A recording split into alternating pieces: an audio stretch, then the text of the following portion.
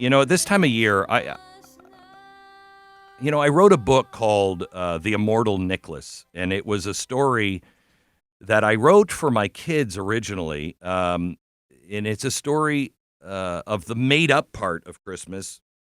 Saint Nicholas is actually real, but Santa. And I didn't want to be you can't talk about Santa, kids, it's Christmas. I didn't want to be that guy, but I also didn't want my kids to be talking about Santa and not understanding the Christmas story.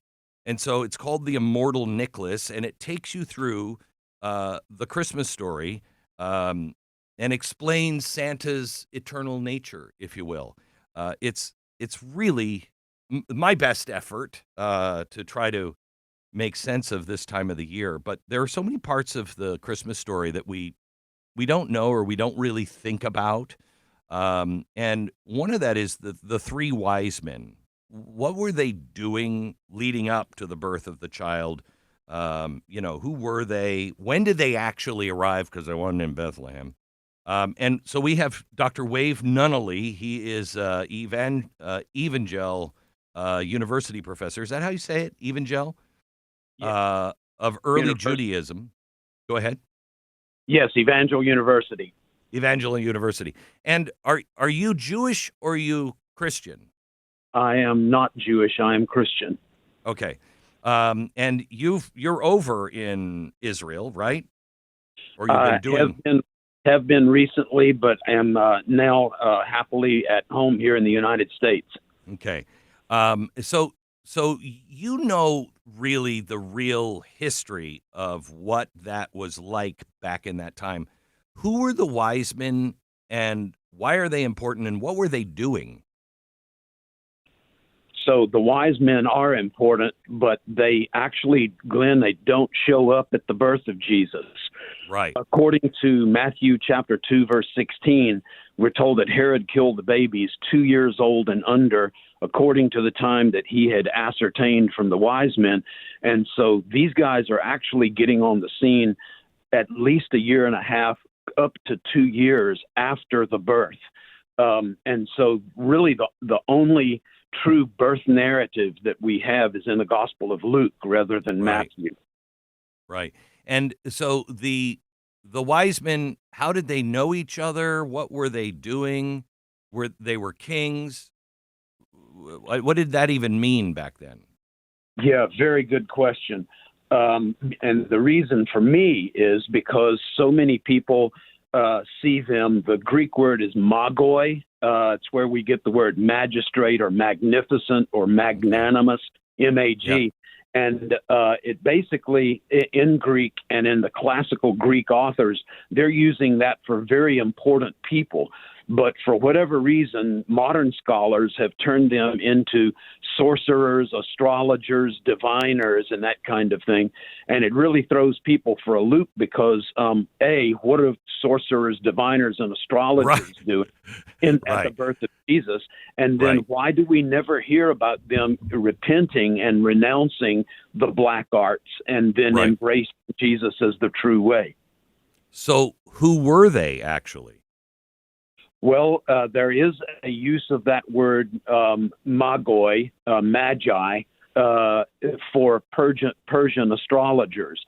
But there's also a version of that word that says these are really great men, like magnificent.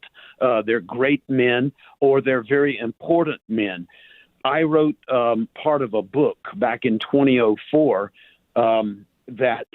where I suggested that these guys were more than likely members of the Jewish community in Babylon, and that they were following not just astrology, they were following a Bible passage, Numbers chapter 24, verse 17, that says that a star is going to arise from Jacob and a scepter from Israel, scepter meaning rule. And so they're looking for the new development in their Judaism. Possibly they could have been representatives of the huge Jewish community that was in Parthia, ancient Babylon, were coming to Jerusalem to try to get their heads around what is this new development in the history of redemption. Professor, I have a question. This is Liz Wheeler. I'm sitting in for Stu today. Hello, Liz.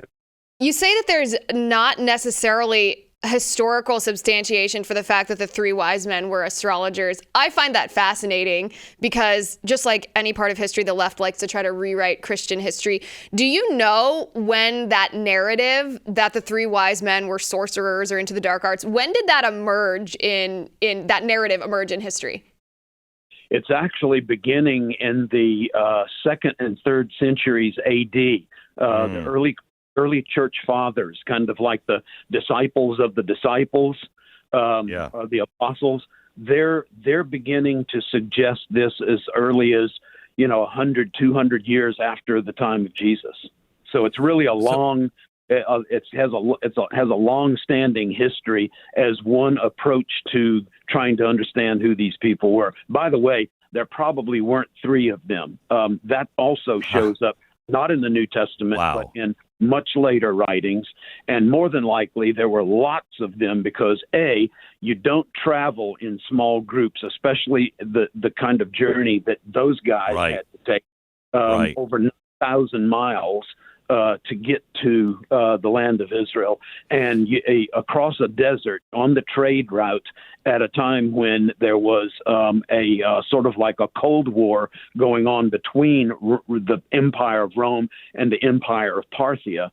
And then you have all kinds of highwaymen that could have done them harm.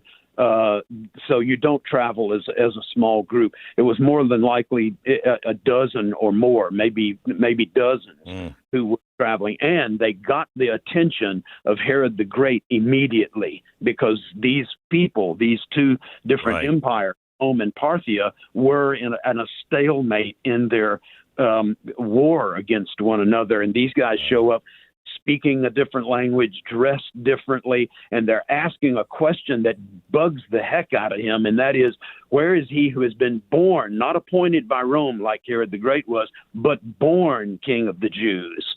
Wow. So let me go back to the beginning here with Joseph and Mary. What do we get wrong, or what do we not know about who they were? Joseph and Mary, I think, in Christian tradition have kind of been idealized to the point that when you see them in pictures, they have halos and, they're just like super duper people that are perfect and the like, but they're normal people like you and me. And the things that the Bible does tell us and about Mary and Joseph, we tend to kind of look over because our idealized picture is so wonderful and beautiful. But we get in Matthew 2, verse 19, Joseph is described as a person who is dikaios. It's a Greek word that means righteous. But you put that back into Hebrew, he was a righteous person. How do you say that in Hebrew? He was a tzaddik. And this puts him in an elite category already in his world, in his culture, that says that he goes above and beyond what God expects. And he is very well versed in the Bible, and he is very much Torah observant. How when his wife says to him, by the way, I'm pregnant, if he's really, really devout, that's got to be a hard one to swallow right off the bat. Yeah, it really is, because not in the law of Moses, but in the laws of the rabbis, he's got to split a hair between 2 opposing requirements. One is you never put a fellow Israelite open to shame. It's all but murder, and people who do that go to hell and have no chance of redemption. The other side of it is, though, that the rabbis required that if you were in a state of betrothal and your wife became pregnant by one of your friends, then you were required to divorce her. So what does Joseph do? He splits that hair perfectly, and he decides to divorce her privately. It's right there in the Bible. And it's absolutely amazing how textured this narrative is, how closely connected it is to the Judaism of the land of Israel in the first century. Doesn't this give you also a different look at people who say, the Christmas story or the birth and everything, it's not real. We know that we know that the apostles were Jews, and it was supposed to go to the Gentiles, but it was also supposed to go to the Jews as well.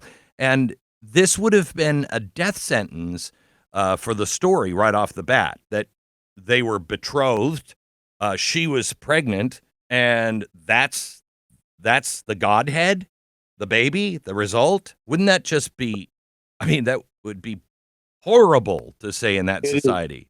Right? It is a very difficult situation that these people find themselves in. Maybe that's the reason God chose such incredibly well prepared people for the task.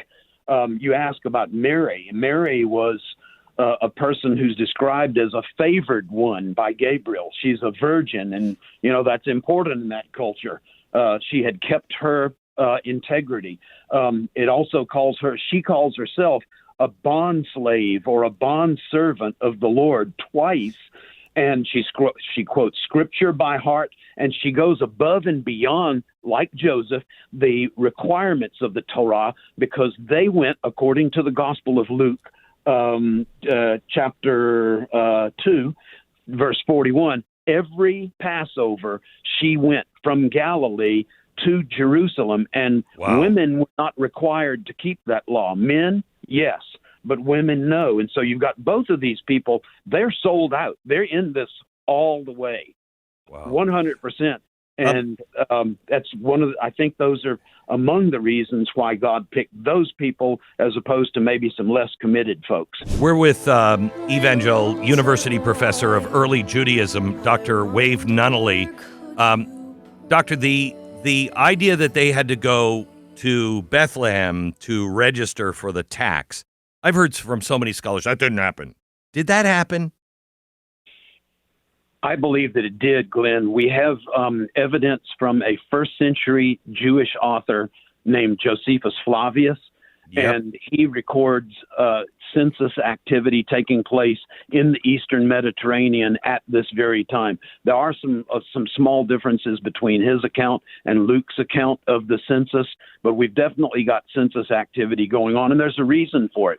Augustus Caesar had embarked on this thing called the Pax Romana, the Roman imposed peace, and he's building the first set of interstate highways all over the world to deploy his troops, and he's trying to rid the Mediterranean of piracy. And for all of those kinds of things, building projects, etc., he's got to have money, and so he's raising it wherever he can.